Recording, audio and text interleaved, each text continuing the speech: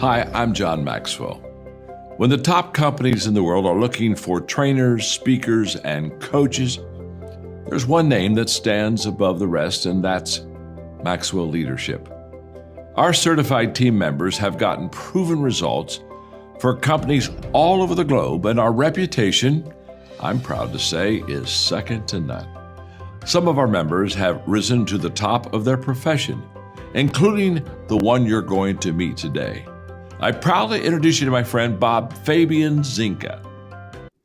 Welcome to the Leadership and Success Podcast with your host, Coach BZ, where we help you lead with purpose and succeed with impact. If you're ready to grow into the kind of leader others want to follow, this podcast is for you. If you're determined to elevate your success and leave a lasting legacy, this podcast is for you. As my mentor, Dr. John C. Maxwell reminds us, everything rises and falls on leadership. Our goal is simple: to inspire you, challenge you, and equip you with insights that can transform the trajectory of your leadership journey. Welcome aboard to another episode of the Leadership and Success Podcast with Coach BZ.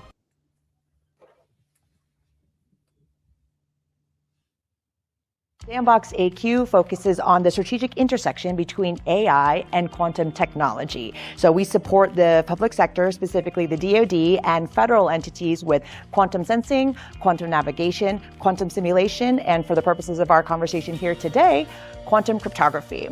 We are very excited to be participating in the event today. As you look around you, you can feel a lot of energy, a lot of excitement, a lot of opportunity to continue pursuing mission assurance and cryptographic agility. We're really excited to be part of this organization because it is intimate, it's a mission-oriented group of people, and we're all here to make sure that we're pushing forward the national security imperative at all levels, from AI to cloud to cryptography, national security, all the way to industry. So my name is Kathryn Wang. I am a principal of the public sector division within Sandbox AQ. We sit at the strategic intersection between AI and quantum technology. So not quantum computing, but quantum technology. We do cool things like quantum simulations, right, for material science or pharmaceuticals to find cures for undruggable diseases. We do quantum navigation in support of DoD and then avionics, aerospace, and then also from a cryptography side, post-quantum cryptographic resilience in the cyberspace, which is what I focus a lot on within the public sector. So thanks for having me. So the way that we understand functions today of classic computing is very binary, right? Zeros and ones. Think about it as an on-off switch. Either it's on or it's off, or thumbs up, thumbs down. Quantum basically assumes that these two states are not the only states that it can be in. You can actually do a 360 rotation, up, down, etc.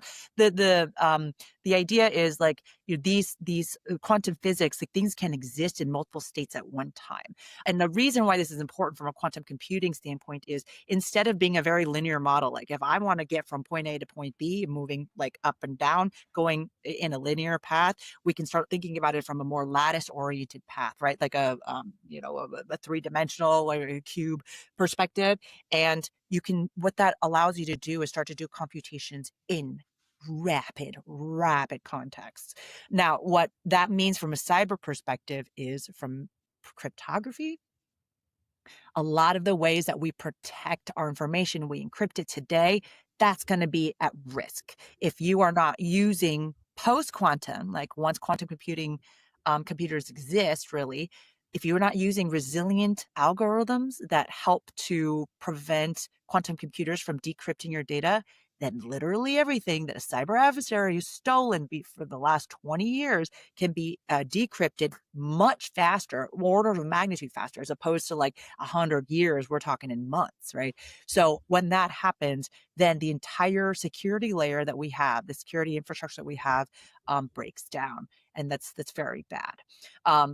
It means that really the only way that you can be secure in a post-digital transformation, in a post-quantum world, is with this.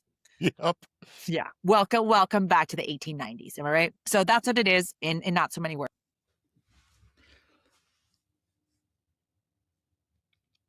All right, everyone, welcome back to another special edition of the Leadership and Success Podcast. We are so excited today. We have somebody in the green room that doesn't need to be introduced. And she's really a rock star, and I'm so excited that she's here. So, for a moment of gratitude, as you all know, for the month of February, every single day, I am grateful for Black History Month, for the achievement and the contribution of Black African American in this country. I think we've built America, made it what it is today, the greatest nation in the world. And I highly recommend this book, right? African American First by John Porter, famous, little known, and unsung triumph of Blacks in America. So, let me try to properly introduce our guest. Like I should say, Kathryn Wang doesn't need any introduction.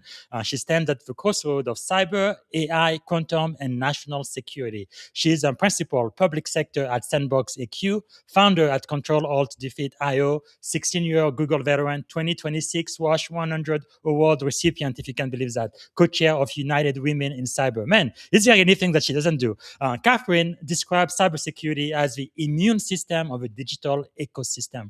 And in today's AI accelerated, quantum disrupted world, that mindset couldn't be more relevant. So she's helping federal agencies, including the DoD and the Navy, prepare for post-quantum cryptography. In my mind, there is absolutely nothing more important than that.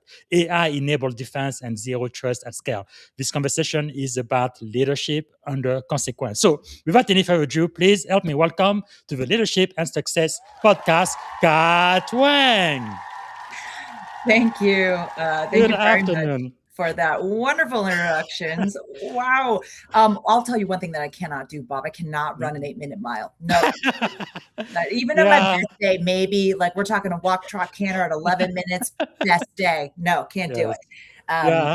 So thank you for having me here today.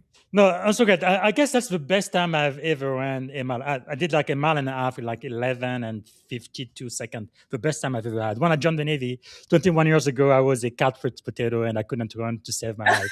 But when I went to boot camp, they really remade me into a Don't sailor. they? So, Yes, I was able to run. That was so wonderful. Until I started having issues with my knees and my ankles, so I stopped running. Now I do the bike most of the time. But anyway. What is one thing you are grateful about today, Kat? Oh, it's Friday. Does that count? Yes, absolutely. Let's do that. Let's. So I will say, I never know whether or not to be grateful or angry at the fact that we have 4-day work weeks, because when you have a 3-day holiday, a long weekend, you come back to 5 days worth of work crammed in 4 days. So it's a hard question right now, Bob. But I will say, before we get into the interview, first and foremost, especially being in the public sector, thank you, sir, for your service, especially the multiple years that you and the leadership that you continue to bring into the cybersecurity and the technology world. I find people are in uniform, they never stop serving, even when they're out of it. So thank you very much. Thank you so much. I really do appreciate that. It's really a all hands on deck type of thing. Even people who are out of uniform like you, a lot of the work that you're doing is really going to help us with our national strategy and some of the things I'm very, very concerned about. Actually, I wonder if now is the right... Okay, I am going to ask you a question. This was at RSA last year. I don't know if you're going this year. Someone asked me a question. I probably need to ask that to you. Let me play the quick clip now. Okay. So tell me more about the kind of the challenges that you have today in the security space. Well, it's been a challenge for a couple of years now, but I believe quantum apocalypse is really what's scaring all of us. Right? Because as you know, with quantum computing, they're going to be able to break all of the encryption we have now. And encryption is what provides confidentiality. Yes. But our secret are secret because nobody can break the encryption. Yes. But very soon they're going to be able to just break it. And when that happens, it's going to be a significant challenge. Yep. So we don't know if it's going to happen all at once where, everybody can get access to all of our data all at once, or if it's going to be, it kind of reminds me of Y2K, if you remember. 1995, I know that's when I started using the internet, and they were like, "Oh, it's going to be the end of the world. Y2K computers won't be able to go to 2000, right? 1900. There's going to be all of this catastrophe and everything." But we actually were able to go through it pretty safely. Okay. Yeah, it was fine. So again, I'm not sure if it's going to be similar, but at least in theory, that could be the end of confidentiality as we. All right. This is enough as a tech executive. That's really something that keeps me awake at night. And I know you are working towards some type of solution, especially with the federal government. What do you think we should kind of do to prepare for what some people call Q Day? Yeah. So, okay. So let me take a step back. Yes. While I do so, the fascinating thing about Western culture, I'll specifically identify the United States in particular, right? There is, while we are still a very technology forward society, we still, and this is, you cannot unlearn, 10,000, 2,000, if you want to call it that, years Yes. worth of habitual, repetitive oral tradition, right? You will still believe what you hear 3 times more than what you read. It's just a part of humanity and how we've evolved over time. So when a CEO will step on stage and say that he doesn't believe that the quantum threat is going to happen for another 15 years, you'll see stocks for quantum companies tank within the day by 30%. Yes. It is absolutely amazing. It is based off of absolutely no science whatsoever, other than one individual who happens to, be a very prominent, well-known individual making a statement. We don't know anything on whether or not they're qualified to make the statement. We don't know anything on what the context was in which they made the statement. Simply that the statement existed will tank economies, right? At a national, potentially global level, which I find very fascinating. So as we talk about quantum in general, I want to just say that there's a lot of atmospherics in the space that need to be taken with a grain of salt. I personally believe that we are going to see quantum within our lifetimes, and I do mean in the next 5 years, not the next 15. It is definitely something that we need to be aware of. Whether or not we want, there is no real benefit to saying positive or negative, fearful or hopeful. It simply will be. And the people who understand it will be the one who can effectively manage or utilize it. So when I think about the quantum, the impending quantum impact Q Day, I also think about what is the delta, what's the gap between where we are with our security posture today versus that point in time. The reality, Bob, and what I'm seeing, you don't need a quantum computer to exploit cyber vulnerabilities right now. You simply don't. And you could see this every day because you continue to see news reports of critical infrastructure getting breached, telecommunications entities getting breached, significant government agencies getting breached, nobody, financial institutions, nobody is spared. Healthcare, the state level, right, holds a significant amount of information for civilians. And that layer of data is often underfunded, under-resourced, and under-secure. I mean, not actually, I should say not often, but considering what they do with the resources they have, it's pretty remarkable. How about that? So I would challenge everyone, as we think about quantum, yes, it is something we absolutely need to be prepared for. However, there are plenty of things that we need to focus on today so that we even have the ability to prepare for that. I guess being in the security space, in some way, we kind of have job security because they're always going to need people with those type of skills, especially in this AI-enabled age. But it is quite fascinating. So let's go back. You are a 16-year Google veteran. So before moving fully into cybersecurity, what was kind of the inflection point when you realized that cyber wasn't just a job for you, but really your mission? Yeah, absolutely. So after being at a company for I will always consider Google my home in many ways. That's where I learned a lot of the key kind of business operations discipline that I still hold today. But if you look at my career, every 4 years, it's almost like I had senioritis. Every 4 years, so that's why 16 years is a little too close to, on the money. So every 4 years at Google, I would pivot, right? I would find something, I would become highly efficient at it. I would work myself out of a job, and then I'd find the next thing, right? So I did this 4 times throughout. I remember doing it for the 4th time. I was sitting in Newark Airport. I was eating a shrimp cocktail, which was very obviously GMO'd. Those things were huge. They were like the size of my face. It was weird. Yes. So I was looking at it and just observing. How often do we just sit and look out now? And I was noticing that every single human being, man, woman, child, young, old, grandma with little Timmy sitting right next to her, had not one, but almost two devices glued to their faces, right? The grandson was looking at his tablet. He's also looking at what grandma was watching on her phone Yes. at the same time. And it dawned on me over GMO shrimp cocktail. Everything that I was doing felt so inconsequential in relation to the amount of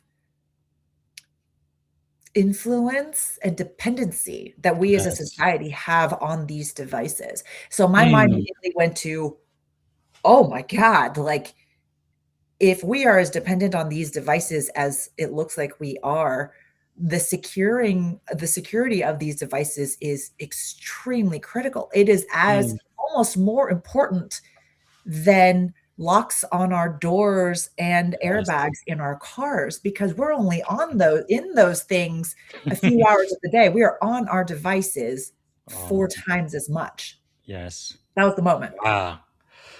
That is, I mean, again, extraordinary times we really live in now. I think we really have a lot of opportunities, more than we've ever had in human history, in my opinion.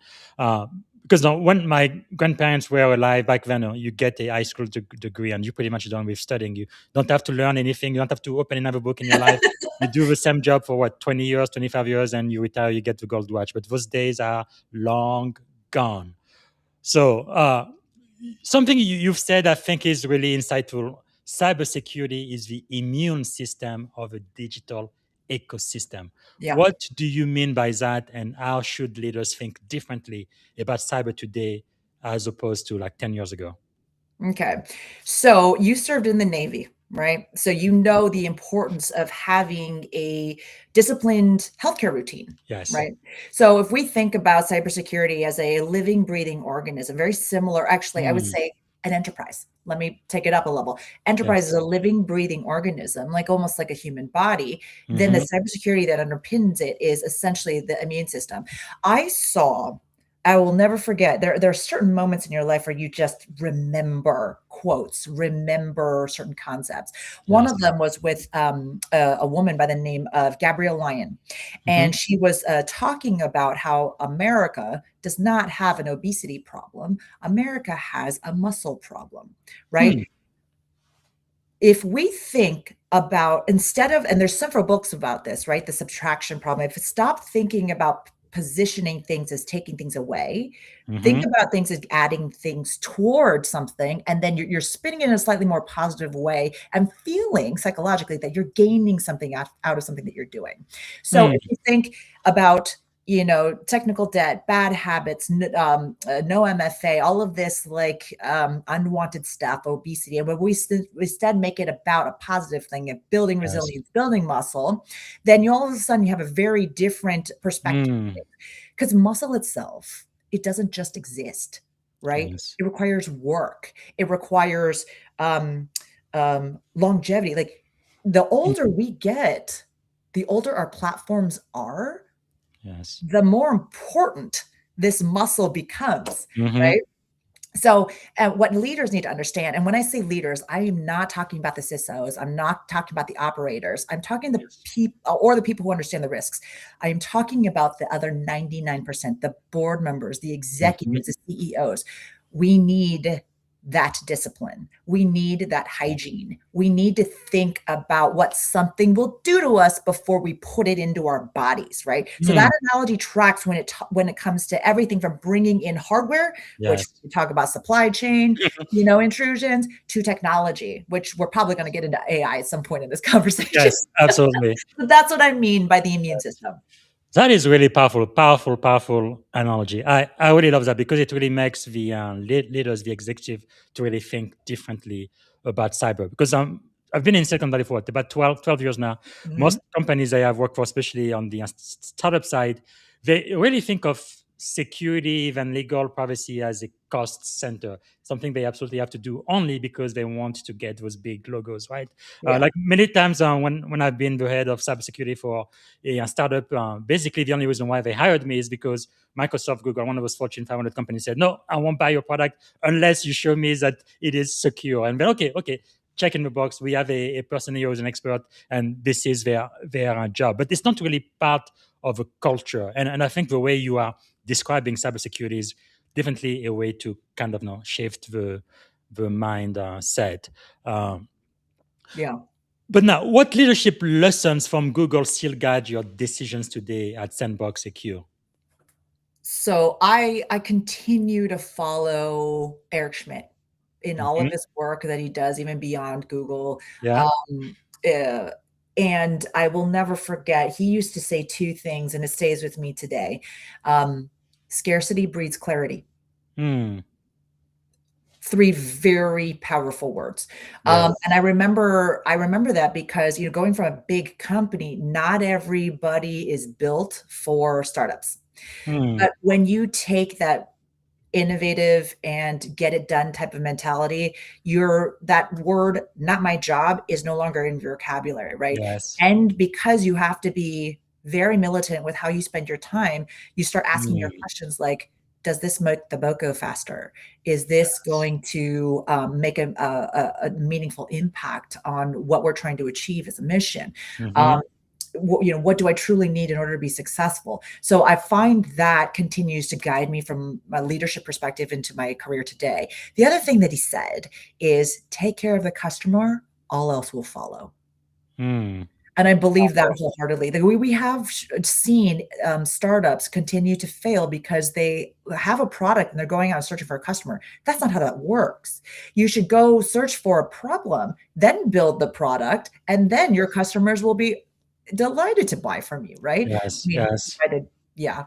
I'm simplifying it, but for the most part, if you've done your homework on your addressable market, that should be how it works. So those two are still powerful that I keep with me. That is really, really great. I mean, for those listening right now, if you put those into practice, I think you could potentially change your life. Just the way you think and your mindset could pretty much change everything. Isn't that right? Yeah, indeed. You said long gone are the days where you get an accreditation and you do your 9 to 5 and then you retire. Yes. I don't know a single person that falls in maybe my network is skewed being in the Bay Area, but some of my favorite people are the ones that can't seem to stay retired. Yes. Right? True. Present company included, probably, right? Yeah. Really fascinating because so we talked about Q-Day as soon as we started because it's something I've been thinking about for a very long time, especially when you attach that to national security. If you were advising a department, I call it Department of Defense, maybe it should be Department of War now, but a DOW, CIO, or a Fortune 100 CISO today, what is the very first move toward post-quantum readiness, you think? What is one thing they absolutely need to do or think about? Sure. So I will say I've had the honor of working with the Department of War for quite some time now. I continue to see really exciting things coming out of that leadership on many different levels. And I'm very excited to see Kirsten Davies, the CIO of War, has been making strong moves and just nonstop. The woman doesn't seem like she sleeps. So I'm glad to see that out of an administration that is very focused on national security. When we talk about quantum, what I want, the two sides of the coin that I'd like to paint for the audience is essentially this. Quantum computing, right? It has a potential to break codes that protect your money, that protect your messages, and protect the nation, right? Yes. The countries that harness this are going to rewrite the rules of power for everybody else on one side. The other side, quantum computing is going to unlock cures that we can't even imagine, right? It's going to revolutionize energy and materials and help humanity solve problems today that are simply beyond the limits of the most powerful machines that we know of. Yes. So, I mean, that is essentially why I stopped a long time trying to make right with the quantum Q day as being a positive or a negative. It simply is just going to exist. It's same with AI in many reasons. So what should organizations do? Doomsday prep. Yeah. I'm not kidding. If you think about preppers, what's the first thing that they do? They make a list of all the essentials. They lock up the basics. And within this context, it's going to come down to data, because quantum computing, especially from a cybersecurity standpoint. So here's a little known fact. Most small to medium-sized businesses, they don't recover after 6 months of a breach. True. They do not recover after 6 months of a breach. So if the executives are going to continue prioritizing speed over security, if the executives are going to continue thinking of security as just a cost center, then they need to accept the risk that they are operating under the high potential that there's going to be an existential threat that can hit at any point, whether they know it or not, right? And that's going to lead to an eventual a downfall within the next 6 months. Wow. Thank you so much for sharing that. That is quite insightful. So you wanted to add something else? Yeah, I think the final point is, like, with doomsday prep is you really do need to think about survivability, right? Yes. So in my line of work, it starts with, you've got data in transit, you've got data in rest. You've got to inventory every key. We cannot have shadow IT. We cannot have shadow crypto, shadow AI now. Yes. Every certificate, every protocol in your environment, like, build in that agility, survivability. Because if you don't align your roadmap with that as a fundamental layer, you're missing that immune system resilience that we were talking about before. Yes. Wow. This is worth the price of admission right there for those who are listening, especially those like me who are in cyber and national security and you think deeply about this issue. Thank you. Thank you so much, Kat. Actually, you don't even have to stay. The interview is over. But no, I am really grateful. Happy hour time. You did mention AI. Everybody talks about AI now. I think looks like we are using it more like a marketing term. It doesn't really mean what it actually means scientifically anymore. But anyway, so people perceive AI as both a shield and a weapon. Where do you see the greatest leadership blind spot when organizations deploy AI into specifically a security environment? Okay, so caveat, assuming that it is actually AI. Yes. Right? And not just like machine learning on steroids. Yeah. If it's actually AI. And then here's the difference. I love using this example when I'm on stage. So I have everybody pull out their phones. And then I have everybody look up AI salmon swimming upstream. And if you do that, you're going to get a Google image search of a bunch of salmon fillets jumping upstream. That is machine learning. Or actually, let's just say that is technically AI, but a good example of why AI still has quite a large gap to close. I'm not going to say it's not going to get there. I've seen some truly incredible things, like the arms race, so to speak, between all the bigs right now for large language. Yeah, the large language modeling is the GPTs they're shocking. We are not far from a world where you can think something up. You could tell the LLM to code it for you, and it will just appear like magic, and it will be perfect, right? So imagine the power that's it's like some child, as long as this child has access to a computer and has an idea, can truly create the next like unicorn business if they have the right idea. That's the power that we've put in the hands of technology. But from a security standpoint, assuming that all of those things, those wonderful things can exist, the best advice that I would give leadership is think like a criminal. Think like a criminal. Anybody who's watching has teenagers, or used to be a teenager at one point, remember all of the things you did to hide what you were doing from your parents? Now that has helped you. Maybe not necessarily be better parents, but at least be more aware of all the tricks, right? It's like, you don't hustle a hustler. I know your tricks. I did them, and I was better at not getting caught than you. That's right. That is how I would approach this. Is we should be doing table talk exercises. We should be doing bug bounties. We should be trying to continually crack into every single vulnerable spot that we have. It is an incredibly important thing to stress test. And also, I wouldn't over index it, right? Because this is a non-trivial amount of investment every, additional 0.9 that you go out for the potential realm of intrusion. At some point, you will be balancing what the acceptable risk is with what the compute cost is to run off of this. But if you think like a criminal and understand, all where your vulnerabilities are, especially with regard to AI, you will do better at securing that than others that don't. Wow. Quite insightful. Now, let me ask you this, something with AI. It looks like when it really exploded, I guess 2023, I think is really when everybody got onto this bandwagon. People were like, well, AI is going to make your job more efficient and not really replace jobs. But the truth is, especially in Silicon Valley, we've seen companies like Google, Meta actually get rid of their software engineer, if you can believe that. I've come to Silicon Valley like 12 years ago. If you are a software engineer here, you're almost like a demigod. I mean, people worship you. But now it's like they're being replaced by AI. But of course, Google and Meta are hiring them back because they couldn't really scale in production.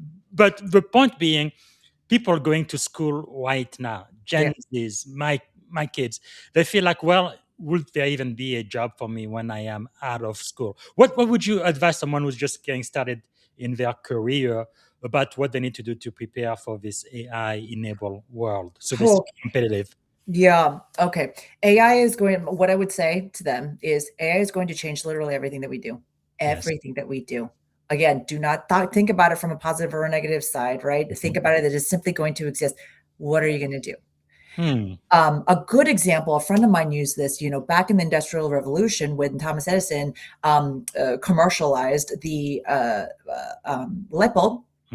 Right? Everybody was worried it was going to affect the job industry because there were literal human beings filling up every single lamp post in the on the streets, delivering oil to each of the houses so they could light their houses at night, and then also heating and all of that stuff. Well, that's a little bit different, but that whole industry was going to go under with the rapid adoption of light bulbs. Yes. And yet here we are.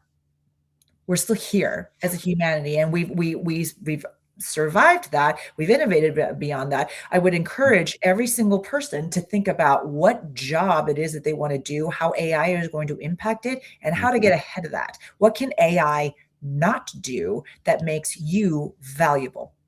Right? Wow. So a good example of this is I can make a full-length, music video if I wanted to with AI-generated song, with AI-generated imagery in a movie, and create the entire thing. I no longer need a production studio. I no longer need a degree in fine arts. I don't need any of this, right? So, okay, based off of that, what do I do then to, what do I study? Well, maybe study how this technology actually puts all of that together, and maybe study storytelling in a way that is more aligned to psychology. Like create opportunities for yourself to learn how to amplify AI, weaponize what you do, as opposed to I'm going to find an industry that AI is not going to touch. That is very, very good advice. So let me ask you this. What keeps you up at night these days? Oh, God. Well, when I'm not doing red eyes on airplanes, I do really worry about the fact that the world doesn't seem to be very serious about cyber. And with how connected everything about our lives are now with the internet, it's very dangerous not to be acknowledging that risk. Like we've got water turbines that are connected to the internet, and OT and IT convergence that a workforce is not prepared to handle. We've got a critical infrastructure that wasn't never meant to last more than 10 years, and it's going on 70 now, right? We're hooking up things that have never been hooked up or meant to be hooked up to the internet to the internet. Yes. And how are we securing that? So if a nation state chose to do so and it had intruded into critical infrastructure, specifically the water supply, they would just need to change the amount of fluoride that that is getting added into the water supply by a small degree and poison an entire city. Yes. Yes. What keeps me up at night is these healthcare devices that we all wear now. Some of them are embedded in our bodies or connected to the internet. What is the scenario where a hacker could hack into these insulin pumps and take hundreds of thousands of American lives hostage without ever having to kidnap a single one? Wow. I walked into a friend's house. This is a former commander, right? And I said, is that a refrigerator that's connected to the internet? It had a giant LCD screen on there. Wow. And she turns to me and she says, I challenge you to walk into any store and find a refrigerator that doesn't have one. That's the world we live in. So that's what keeps me up at night is like, I no longer, I won't say I no longer worry about this, but the concerns that I have with a child getting hit by a car while crossing the street is way lower than everything I mentioned before. Wow. Man, the world we live in. It's So what do you think then as a society, some of the things we probably should do? Because it looks like we're not going to be able to stop that. Like even cars you drive, we love Teslas here in California, but basically all it is a supercomputer connected to the internet too, right? So, and we've had in the past where people were actually able to hack a Tesla and be able to actually drive it without anybody being on it, and Tesla having to come up with a super patch to fix that. But what the average person out there, what do you think is something they need to be mindful of or think about doing just to kind of reduce their own personal risk, you think? Yeah. There's a lot, but I'll start with this. So let's say we're not talking to an audience of CISOs. Let's say we're not talking to an audience of business executives. I would expect that most executives that watch podcasts understand, the digital ecosystem very well, and are actively participating in it, right? Either through digital transformation of their own companies or otherwise. Yes. I would say leaning into oral tradition. If you spend your time like once a day, maybe twice a week, pick anything you want and strike up a conversation with a stranger and leave them with a piece of information that helps them be more cyber secure. Yes. They're going to go tell 2 people in their lifetime, probably more, right? Just make it provocative. Just say, oh, did you know TikTok is tracking your eye movement when you're on it? Do you know that? Yes. How do you feel about that? You don't care. Okay. All right. Cool. Awesome. Good to know. Well, Wow. just in case you do someday care, everything that you like, everything that you do, what you spend time on is actually going to this giant database. That database is getting optimized to figure out how to make you more addicted to this stuff. Yes. You are no longer, and then depending on who you're talking to, I go down real deep sometimes with like cognitive warfare. No, you don't need to go that hard. Yes. But if everybody can just share like don't use a password, use a passphrase and use a password manager. Why? Because, if you reuse your passwords, blah, blah, blah, use MFA, like just tell them one thing. If you don't want your money to get stolen, you got to use a passphrase. Yes. Or call up grandpa and say, Grandpa, I will never call you and ask for money. Ever. Yes. I will come to you in person and ask you for money. Yes. But I will never call you. So if anybody says that anybody is your family and is trying to call you and they need $10,000 right away, hang up. Just small things. Let's just put it all together. Because it's just like common sense in many, many ways. I guess common sense is becoming more uncommon these days. The other day, I wrote I had to write a post about this.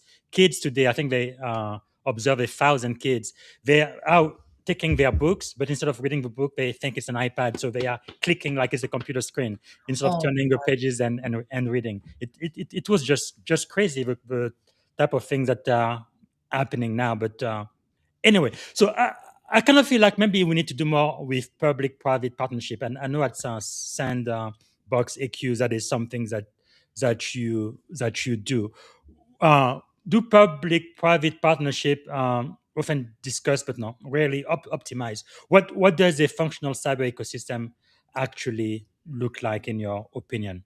yeah. So I mean, this is actually very timely, especially since there was Circia and the experts. We used to have a method Mm-hmm. for sharing information. So let me take a step back. A real cyber ecosystem means we stop treating national security as a corporate security as two separate problems, right? National security, corporate security, they should be the same thing, right? Because Mm-hmm. chances are we're getting attacked, if not by the same entities, but in the same way, because it's the same technology that underpins both, right? The cybersecurity platforms, the largest ones in the world, they sell to Yes. both sides of that coin.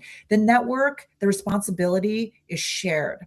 So a true ecosystem is kind of like a phone a friend type of situation, or like, hey, this is what's happening. What are you seeing? Can we share? We see these things with like ISACs and whatnot. At the Yes. state level, there are some states that are really leaning hard into this and saying, oh, okay, we're offering a cyber operations center, Mm-hmm. security operations center as a service. Anybody who gets breached or anybody needs help, you can contract us with our services. We'll help you do X, Y, and Z. But in Yes. return, like, we do need to know if you guys ever get ransomware or breached. Because we're going to bubble up to the rest of the state so that one person's it's almost like an immune system again. Like, Mm-hmm. you get a Like unknown vaccination. anomaly coming in, and then everybody swarms to attack it, and now you've built antibodies across the entire organism. Organism. Yeah. Wow.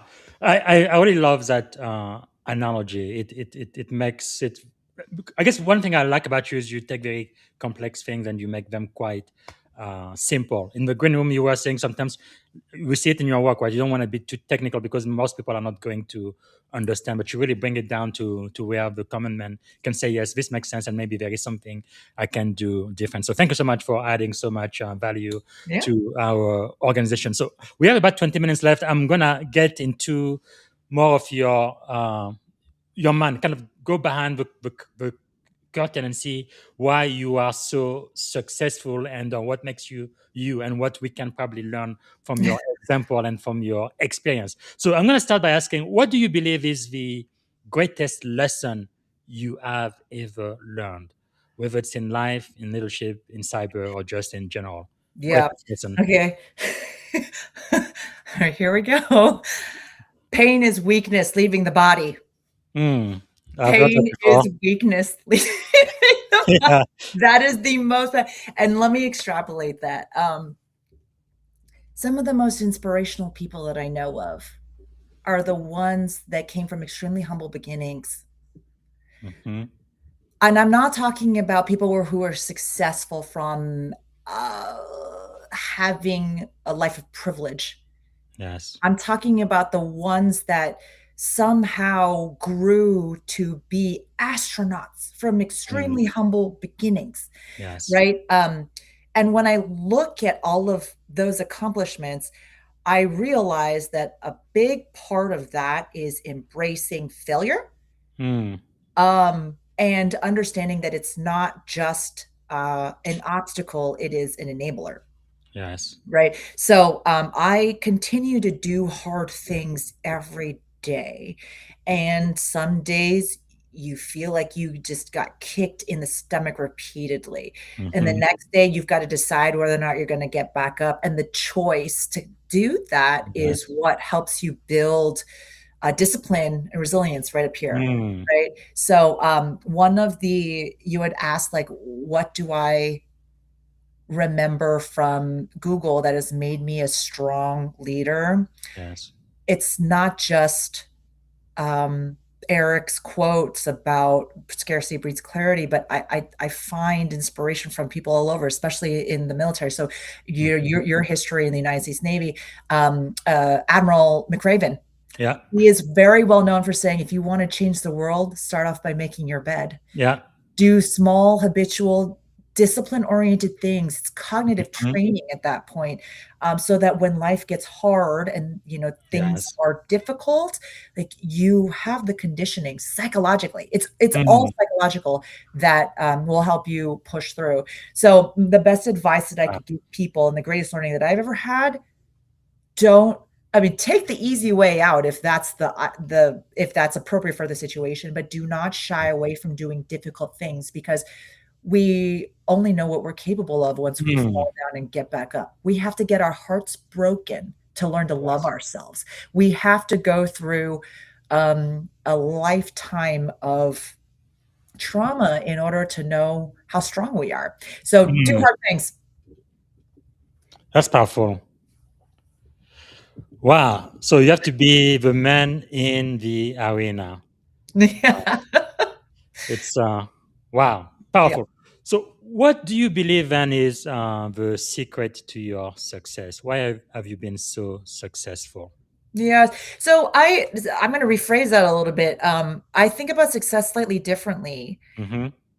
Even in failure, if you get value out of that, it is time well spent.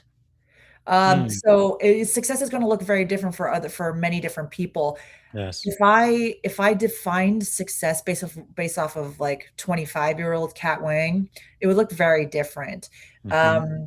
I would have a very different life, because when you're that age, a lot of times success is defined by specific milestones, accomplishments, or even financial independence. Mm-hmm. Um, what I've reoriented in now is fulfillment. Mm. How fulfilled am I in what I do? And part of that is also being very introspective. So being a good leader, feeling fulfilled, is understanding what makes you tick, what gets you out of bed in the morning. Because if you Mm-hmm. understand that level of yourself, you're more likely to know how to manage yourself out of Wow. predicaments. Yeah. So I would say, what makes me fulfilled? I know that I am highly mission oriented. I know that if Yes. the choice came between speed or security, I would choose security. If Mm. you know if I found myself in a position to take the easy way that would hurt somebody, or do the hard way and go together, I would pick the latter. Wow. Even being able to understand whether or not you're coin operated, right? There's Mm-hmm. nothing inherently bad or good or bad about it, but if Yes. that is something you know about yourself, then being fulfilled in what you do and helping yourself achieve that will translate into success. Wow. Thank you. Thank you so much. You are definitely our master teacher today, beyond science, technology, AI, cybersecurity, and quantum. Those principles really, if you do apply them, they could literally change your life. Now, part of the reason why I do this podcast, because I remember I came to this country, I was 17 years old, barely speaking English. I had all of those huge dreams, but I didn't know how to go from point A to point B. I wish I knew back then what I know now. So that's why I am hoping I am making this available for those aspiring leaders in tech and in the military, and maybe something you say today would absolutely change their life. So thanks again. So what are you learning right now? I know leaders are learners. What type of things you've been getting into these days? Hmm. So I've actually been very interested in cyber psychology. Hmm. I can expand on that. I've also been very interested in just biohacking in general too. Like Yes. you'll find, and then this is where like introspection is important.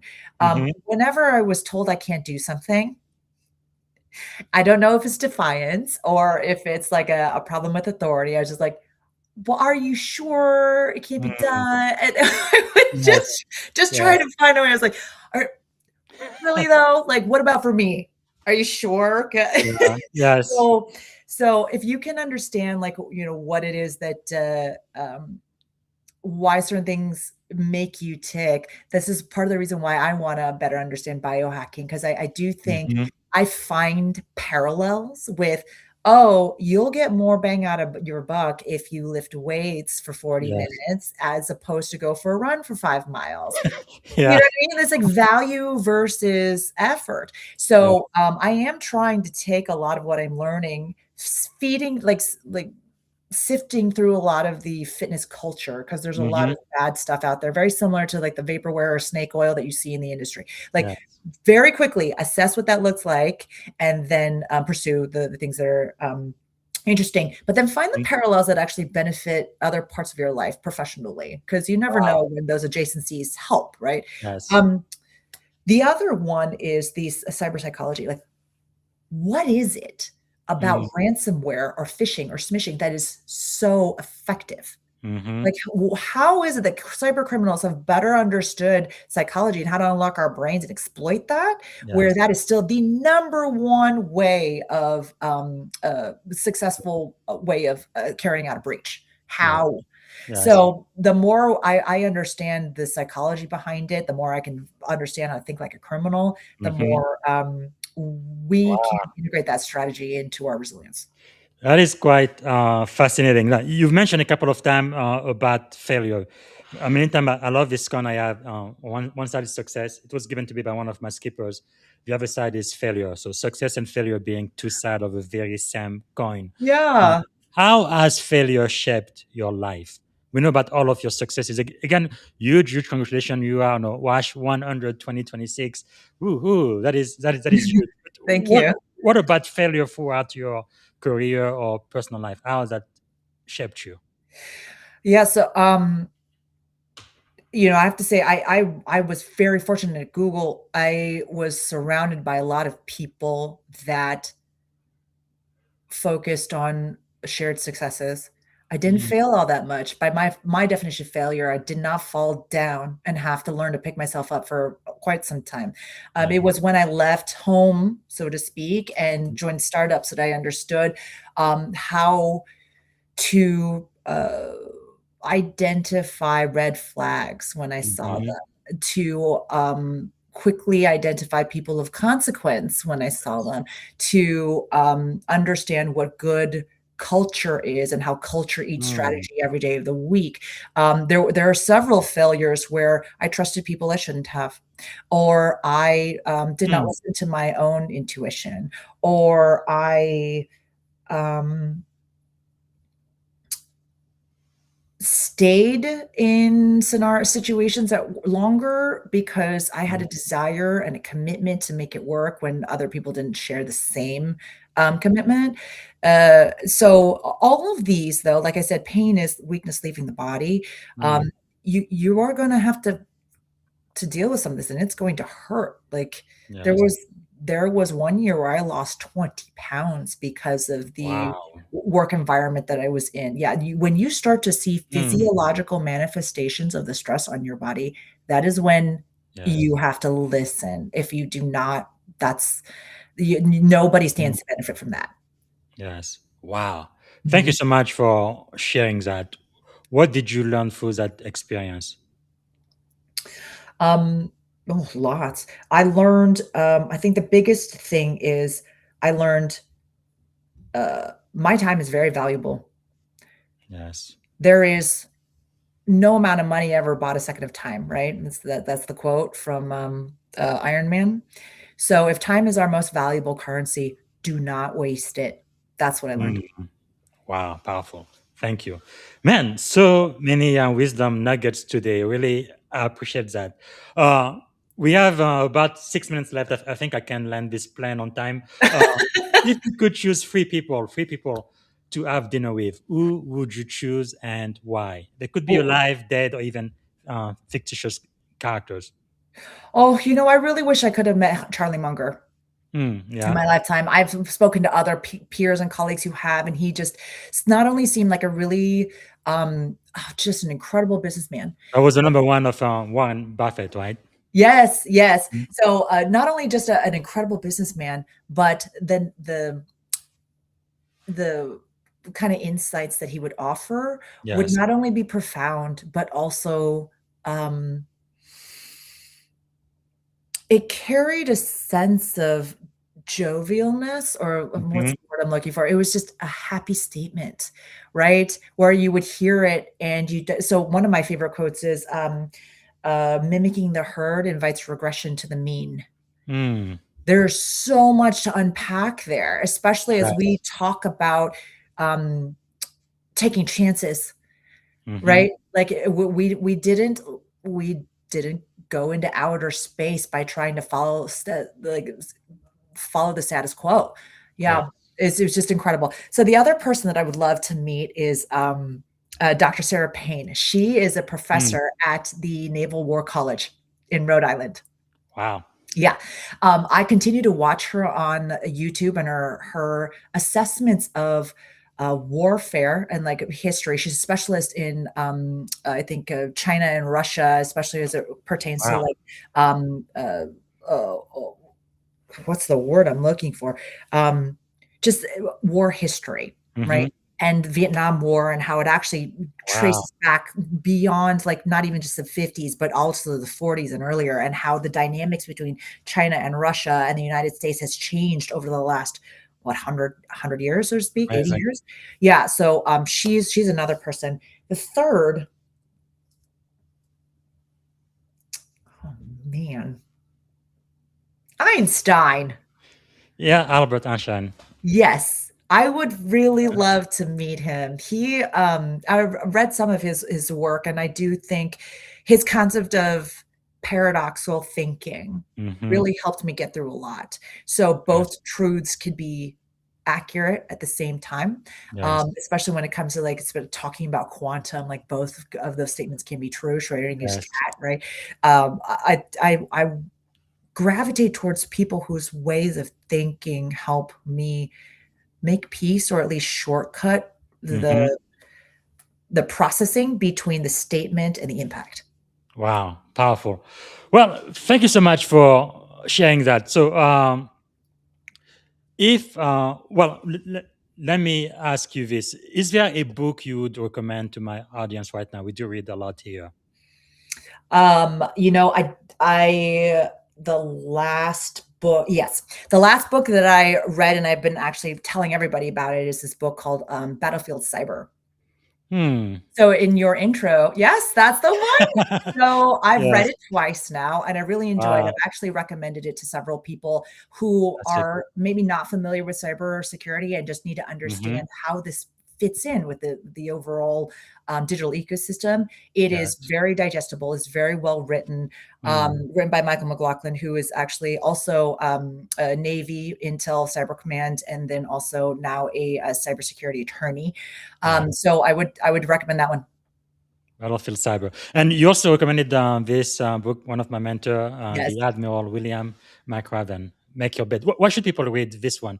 And it's a pretty small book, by the way. Yeah, it is. You know, I would say people are going to take different things away from the book. What I am taking away is definitely the need for the small things. Like we have so much of technology automating our lives now. Yes. What is the value of the tactile value of actually going in and making your bed? What do you notice from that? Mm, Not only the discipline of doing it and the habit, the ritual that yes. you may get some comfort out of, but Mhm. you may discover when you walk into your room and you see a made bed, if you did nothing else that day, you did that, Yes. and it's a clean space, Mm, not messy, not anxiety ridden. Like you would be surprised how small things can change your perspective or even your mood. wow. So, is there maybe like a song, a book, or even a movie that would be your life's theme or anthem? Anything comes to mind? Oh golly. Nothing comes to mind for now. That's I all right. haven't really watched anything new lately.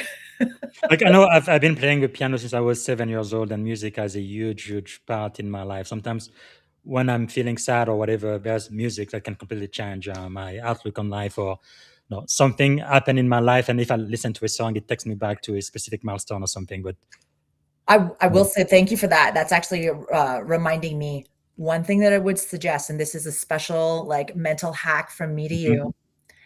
When I need to do deep work, I listen to music that is clinically proven to stimulate brain function. It is, and this is my personal statistic, right? I've found that I'm about 30% more productive. If I have to deep work for 3 hours, I could get it done in 2. Wow. Yes, and it is a very high fidelity, but I will put it on, I will time box it, I will shut everything else out. But the music is actually, to your point, very triggering and very powerful. And what type of music? Is it classical music or something else? Lately, I've shifted more towards classical, a lot of Beethoven, a lot of other Tchaikovsky and whatnot, but low, like I would say mostly low to medium, kind of register, maybe at the tiniest little beat in the back. Some people, especially coders or people who need to go deep, they find that they resonate very well with like a higher level, like EDM or whatnot. So if you can find out what your brain hack is, like use it. Powerful. Yeah, I really love classical. When I first started to learn to play the piano, that's what I was doing. And when I was a kid, we would listen to classical music every time we ate. It really made a difference for me. But thank you for sharing that. So, if you had one and only one day to live, what would you have liked your final contribution to be? Okay. What would I like my final contribution to be? Oh boy. For people to care about the value of their data. Well, you must be wow. That's pretty cool. I see. I didn't need very much time to respond to that, did I? Yeah. It's like, care about your data. Please care about your data. It's I guess that's what you were born to do. What you're doing now. That is. Oh, I'm sorry. Was that not a professional question? I can answer No. if it was. It's great. No, it is perfect. Okay. I've probably interviewed over what 300 people now. Most people they talk about their families and things like that, but no, this is perfect. I love it. Oh, I'm So sorry. no, it's great. So let me ask you a follow-on question, then. If you had a magic wand, you could solve any problem in the world. What is the one problem you'd like to solve first thing tomorrow morning? Oh my goodness. Wow. Solve one problem. Um, okay. I would like I do believe that some of our best work can only be done when Maslow's hierarchy of needs are fully met. Yes. So if we look at the global, sorry to go on a larger tangent, but like if we look at the global population, that decline is a very big problem. Like it's if anybody's curious about it, here's a good book. It's by Peter Zion, and it's called "The End of the World is Just the Beginning." He talks a lot about the global population decline and how it's Yes. kind of manifesting across China. There are some countries that are going to get hit really badly. Japan is one of them. Some of the other ones. America and France are going to be okay, according to the research that he's done in his book. It's very well researched, very high fidelity. But I believe that if we really aren't making babies at the same rate that we were before, the global population is shrinking. We don't have a replacement generation to take over some of the jobs and the infrastructure that like the current workforce is producing, then the results are going to come from two places, like AI and whatever automation, robotics can kind of bear the load. And the second is we need to activate, and I do mean activate every single human on the planet and their brain power in order to address that and get over that from not only a economic standpoint, but also a humanitarian standpoint. That can only be done if they don't have to worry about food and shelter. Sure. So it's fixing something that's super basic, like feed the world, give them clean water. And if they can have that, then we start to change the paradigm a little bit, because now they don't need to worry about the basics of survival. They can do other things. Wow. That is really, really deep. Thank you for sharing that. So if you had to hear of every cyber leader in America right now for like 60 seconds, what would you tell them to do tomorrow morning? Oh boy.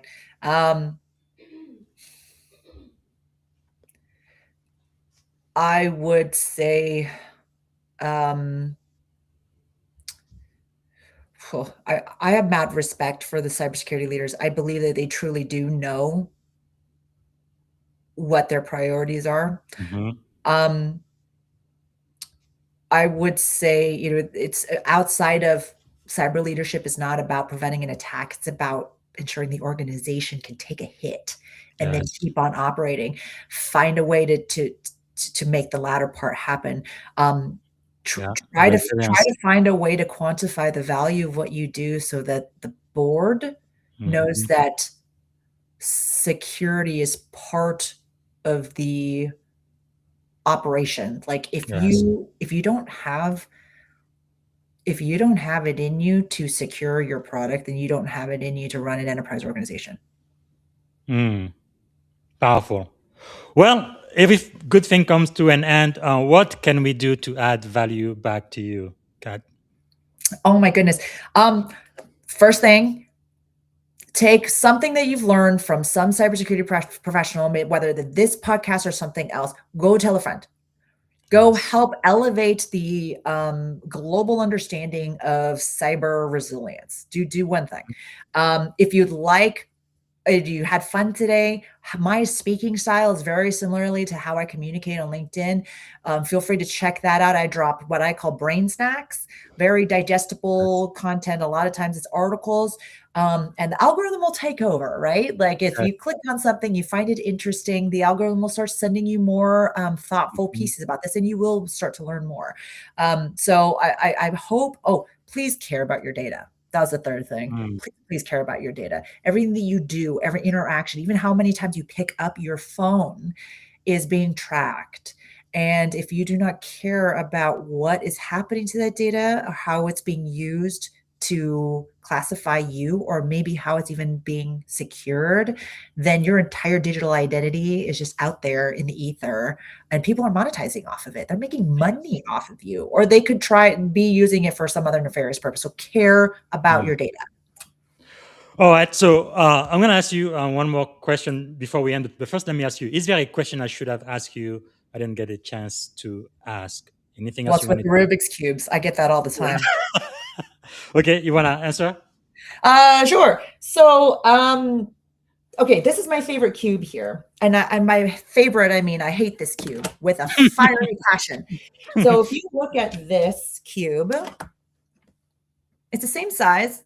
same or like 3 by 3. However, it has got no color anywhere on them, which Yeah. means it's very big. And it's not cut evenly, right? It's on an Mm. axis. So Yeah, I see what that. happens is when you turn it, this occurs. Wow. It changes shape. So if you were going to mess this up, which please for the love of God don't. No, like I will glue this thing shut, but I Yes. can't for demonstrative purposes. It'll look like this horrible jumbled thing. And Mm. what the reason why I have this is to remind myself, I know how to solve this. I can solve this in 30 seconds. This is Yes. exact same algorithm. Mm. However, it's got no colors on it and it looks different. So this is Yeah. here to remind me when I see a new problem, it's not really new. It's just different. I take Wow. the same skills that I have on knowing how to solve this one to solve this one. I will get there Hmm. or die trying. Yes. Wow, That's the that's question. quite a lesson. Yeah. I love it. I love it. So, yeah, I guess we are about what 8 minutes of the time. Okay. So I'm gonna shut it down. I could speak to you for like hours and hours and hours. So fascinating, so interesting, and you have so many lessons learned that really could make a difference. So I guess my last question, I want to end on a positive note. What is something you are feeling optimistic about these days?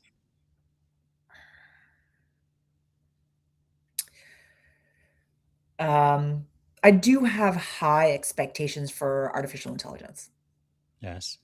And quantum technology. So I'll tell you, we didn't talk much about the company that I work for, and that's great. Like I think there's a lot of things that people can read, but there's ways that you can apply quantum technology today without a quantum computer. The two are not quite the same, right?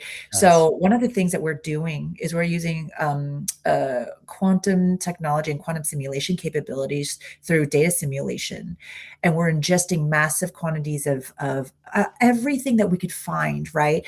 To understand how the brain works. Because if we can, or the body, if we can utilize quantum simulation to ingest a very small subset of highly accurate data, then we can start to find ways to cure uncurable diseases.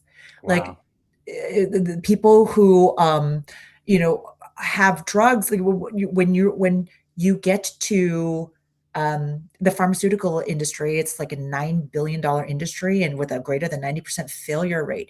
It takes 10 years from someone to go from, research into like drugs in the hands of consumers. 10 years. How many lives do we lose during that time? So if you can shorten that with quantum simulation in a computer, you shorten the timeline for drug discovery, and then you start, clinical trials in like 1/10 of the time, then we start to do life-saving drug discovery with low failure rate, and then we reduce the costs of consumers to buy it, because when you're buying the drugs right now, you're not paying for how much it costs to develop that drug.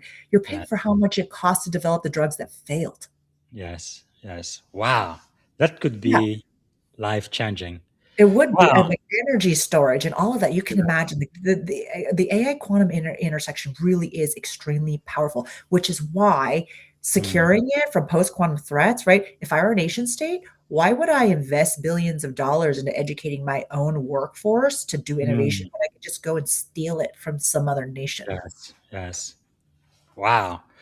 All right. That's kind of positive, but kind of scary too at the same time. I will take it. So in that case, let me ask you this then. What advice would you give to the 17-year-old version of yourself, knowing everything you know now and all of this incredible career you've had? What would you say to 17-year-old Kathryn? Yep. I have yet, it probably will happen tomorrow. I have yet to have a single person who I've reached out to ask to be my mentor that has said no. So I would tell 17-year-old Kathryn, go out there, I call them Obi-Wan Kenobis. Go find yourself like Obi-Wan Kenobis right now. Go find 3, pick 3 areas that you really want to better understand. If it's like leadership, if it is communication, if it is, government affairs or something, pick one, pick 3 of them and just go and have regular meetings with them. And know that they're busy. These people are probably really accomplished in their jobs. Stay agile to what their schedules are, but find time with them.